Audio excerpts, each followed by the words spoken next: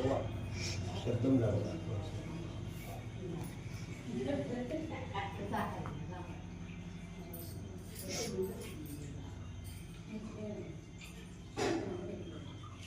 అందరూ కూడా చేతులు ఇలా ఉంచుకోండి. ధ్యానముద్రలో ఉంచుకొని నిటారుగా ఎవరు వంగిపోవాలి, స్ట్రైట్గా కూర్చోవాలి. వెన్నముక మేరుదండం అంటారు, నిటారుగా ఉంచాలి. తర్వాత అందరము కూడా ఈరోజు మన జీవితంలో అత్యంత పవిత్రమైనటువంటి దినం.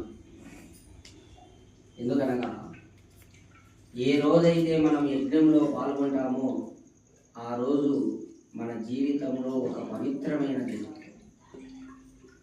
మానవ జీవితము మొత్తము యజ్ఞమయ జీవితంగా గడపాలి అని మనకు శాస్త్రాలు ఉపదేశం చేస్తున్నాయి.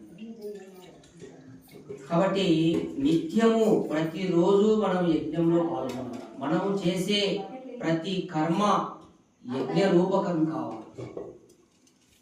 అలా కావాలి అంటే మన మనస్సు పవిత్రంగా ఉండాలి.